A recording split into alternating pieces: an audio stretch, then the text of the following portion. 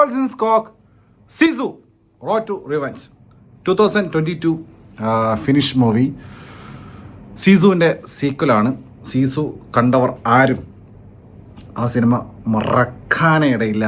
അതുപോലത്തെ അതായത് അൺഎക്സ്പെക്റ്റഡ് ആയിട്ട്, അതായത് ഒരു ഫിനിഷ് പടം ഇവിടെ നമ്മുടെ നാട്ടിലെ തിയേറ്ററിൽ പിന്നീട് ആ പടം കണ്ട ആളുകൾ അത് പറഞ്ഞ് അറിഞ്ഞിട്ട് ഇവിടെ റിലീസ് ചെയ്തൊരു സിനിമയാണ്. അന്ന് പലരും തിയേറ്ററിൽ തന്നെ കണ്ടിട്ടുണ്ടാവും. സീസു അതിൻ്റെ സീക്വലാണ്. സീസുവിൻ്റെ സെയിം ഡയറക്ടർ തന്നെയാണ്, റൈറ്റർ ഡയറക്ടർ ജൽമാരി ഹലാൻഡർ, ബിഗ് ഗെയിമിൻ്റെ ഒക്കെ ഡയറക്ടർ. പുള്ളി തന്നെയാണ് ഈ സീക്വലും ചെയ്തിരിക്കുന്നത്, റോഡ് ടു റിവഞ്ച്. സീസു, ജോമ ടോമില, അതായത് നമ്മുടെ ജോൺ വിക്കിന് റോക്കി ബായിൽ ഉണ്ടായതുപോലത്തെ ഒരു ഒന്നൊന്നര ഐറ്റം ഈ സിനിമയിൽ സ്റ്റീഫൻ ലാങ് ആണ് വില്ലൻ. സ്റ്റീഫൻ ലാങ്ങിനെ അറിയാലോ, ഡോൺ ബ്രീത്ത്, നമ്മൾ അവതാറിലൊക്കെ പുള്ളി. അപ്പോൾ ഫയർ ആൻഡ് ആഷനിലും പുള്ളിയുണ്ട്. അപ്പോൾ ഞാൻ ഈ ജൊർമാറ്റോമിലെ ആദ്യമായിട്ട് ഈ പടം കാണുന്നത് ഏത് സീസു. അപ്പോഴേ ഞാൻ വിചാരിച്ചു ഇതൊരു സ്റ്റീഫൻ ലാങ്ങിൻ്റെ അതേ ഒരു ബോഡി ലാംഗ്വേജ്, ആ ഒരു പവറും ആ ഒരു നെവർ ഗിവ് അപ്പ് മൈൻഡുള്ള ഒരു ക്യാരക്ടറാണല്ലോ, അല്ലെങ്കിൽ അതേ ഒരു പരിപാടി. അപ്പോൾ നോക്കുമ്പോൾ ഇതിനകത്ത് സ്റ്റീഫൻ ലാങ്. അപ്പോൾ ഇതിൽ അവർ തമ്മിലുള്ള ഫേസ് ഓഫ് ആണ് സ്റ്റീഫൻ ലാങ്ങും ജൊമാറ്റോമിലയും തമ്മിലുള്ളത്. റിച്ചാർഡ് ബ്രേക്കും ഒരു കഥാപാത്രം ചെയ്തിട്ടുണ്ട്. അധികം ആൾക്കാരൊന്നുമില്ല. ഇത് എവിടെയാണോ സീസു നിർത്തിയത്, പിന്നെ അവിടെ നിന്നാണ് ആരംഭിക്കുന്നത്. ഇദ്ദേഹം നാട്ടിലെത്തുന്നു, അവിടെ നിന്ന് ഇദ്ദേഹത്തിൻ്റെ വീട്, ഫാമിലിയൊക്കെ നഷ്ടപ്പെട്ടു. അങ്ങനെ ഈ നാസി അറിയാമല്ലോ, സീസു കണ്ടവർക്ക് അറിയാം. സീസു മസ്റ്റ് വാച്ചാണ്, സീസു മസ്റ്റ് വാച്ചാണ്. സീസു കണ്ടിട്ട് ഇത് കണ്ടാൽ മതി. ഇനി സീസു കണ്ടിട്ട് ഇത് കണ്ടിട്ടില്ലെങ്കിൽ കുഴപ്പമില്ല, അതിനുള്ള കാരണം ഞാൻ പറയാം. അപ്പോൾ അവിടെ നിന്ന് തുടങ്ങി പിന്നെ ഇദ്ദേഹം റഷ്യൻ ബോർഡർ കഴിഞ്ഞൊരു ട്രക്കിൽ ഇത് കുറേ മരത്തടിയൊക്കെ ആയിട്ട് ഇദ്ദേഹം സ്ഥലം വിടുക. അപ്പോൾ അങ്ങനെ പതുക്കെ ഇങ്ങനെ തുടങ്ങി റീ എൻട്രി ഓഫ് സീസു. അങ്ങനെയാണ് പിന്നെ സ്റ്റീഫൻ ലാങ്ങിൻ്റെ കഥാപാത്രം വരുന്നത്. പിന്നെ തുടങ്ങി പരിപാടി, ട്രക്ക് വെച്ചുള്ള പരിപാടി, പിന്നെ ഫയറിങ്, ഹെലികോപ്റ്റർ, ബൈക്ക് ചേസ്, പിന്നെ കംപ്ലീറ്റ് ബ്ലഡ് ബെയ്ത്തിങ് പരിപാടികളാണ്. അവസാനം ആയപ്പോഴേക്കും ഒരു ട്രെയിൻ സീക്വൻസ് ഉണ്ട്. അവസാനത്തെ ഒരു അരമണിക്കൂർ ട്രെയിൻ സീക്വൻസ്. പക്ഷേ ഇത് കുറച്ച് കത്തിയാണ്. കത്തി എന്ന് വെച്ച് കഴിഞ്ഞാൽ ഇതിപ്പോൾ ഞാൻ പറഞ്ഞില്ലേ, ഇപ്പം ജോൺ വിക്ക്, റോക്കി ബായ്, ഇവരൊന്നും മരിക്കൂല നമുക്കറിയാം. അപ്പോൾ റോക്കി 2 KGF 2 കടലിൽ വീണ് മരിച്ചെന്ന് കുറേ പേര് വിചാരിക്കുന്നു. അങ്ങനെ മരിക്കൂല, അല്ലെങ്കിൽ പിന്നെ സിനിമ അവസാനിക്കണം. അപ്പോൾ ഇതല്ല 3 വരുന്നുണ്ട്. അപ്പോൾ അതുപോലെ എന്തൊക്കെ ചെയ്താലും ഇദ്ദേഹം മരിക്കൂല. ജോമാറ്റോമലയുടെ ക്യാരക്ടർ സീസു മരിക്കൂല നമുക്കറിയാം. കാരണം പുള്ളി ഒരു സൂപ്പർ നാച്ചുറൽ സൂപ്പർ പവറുള്ള ആളായിട്ടല്ല, ആ ക്യാരക്ടർ ബിൽഡ് ചെയ്തിരിക്കുന്നത് അങ്ങനെയാണ്. അദ്ദേഹം ഒരിക്കലും ഗിവപ്പ് ചെയ്യില്ല, അദ്ദേഹം ഒരിക്കലും വീഴൂല എന്നുള്ളത് നമുക്കറിയാം.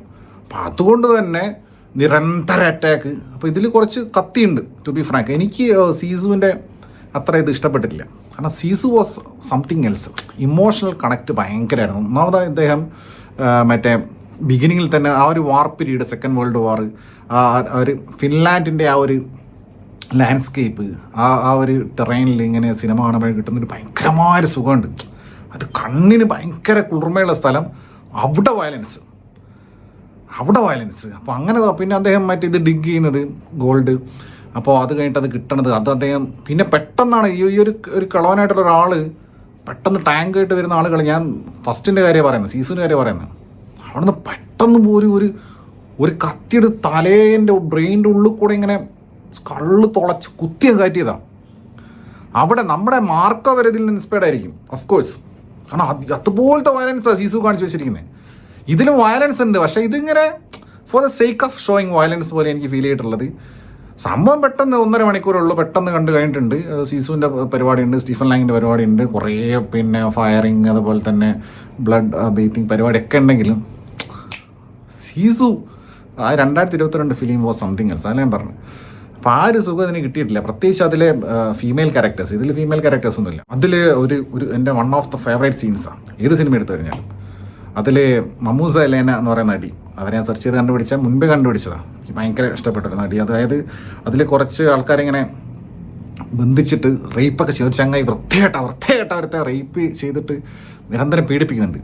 അവനെ പിടിച്ചിട്ട് ലാസ്റ്റ് ഈ സ്ത്രീകളെല്ലാം കൂടെയുള്ളൊരു വാക്കുണ്ട് വിത്ത് ഗണ്ണ്, അതിൻ്റെ സ്ക്രീൻഷോട്ട് ഉണ്ടാവും. അത് വെച്ചിട്ട് ആ ബാക്ക്ഗ്രൗണ്ട് സ്കോറിൽ അവർ വാക്ക് ചെയ്ത് വന്നപ്പോൾ കിട്ടിയ റോമാഞ്ചം ഉണ്ടല്ലോ, അതൊരു അൺഎക്സ്പെക്റ്റഡ് സീനായിരുന്നു. ഇത് അതൊരു ഐക്കോണിക് വാക്ക്.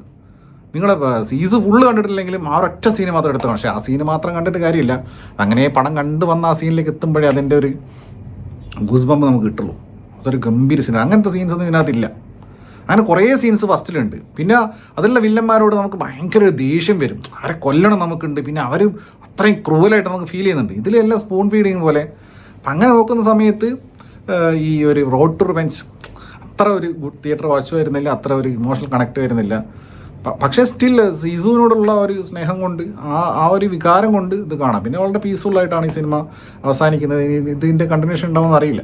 കാരണം ഈ സിനിമ വളരെ പീസ്ഫുള്ളായിട്ടാണ് അവസാനിപ്പിച്ച് വെച്ചിരിക്കുന്നത്. അതുപോലെ തന്നെ ഈ സീസൂനകത്തുള്ള ആ ഒരു പിക്കാക്സ് ഇത് യൂസ് ചെയ്യുന്ന ആ ഇത് വെച്ചിട്ട് അത് തന്നെ ഒരു അങ്ങനെ കുറേ സാധനം ആ ഒരു ആയുധം കണക്റ്റഡ് ആണ്.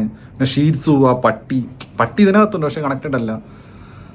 അങ്ങനെ അപ്പോൾ ഇതാണ് എനിക്ക് എന്തായാലും കാണുന്നുണ്ടായിരുന്നു. കാരണം സീസു കൊണ്ട് ആരും അതിൻ്റെ സീക്വൽ വന്നാൽ കണ്ടിരിക്കും. കാരണം അതുപോലെയാണ് സീസുവിൽ പണി വെച്ചിരിക്കുന്നത്. But this is not up to the mark.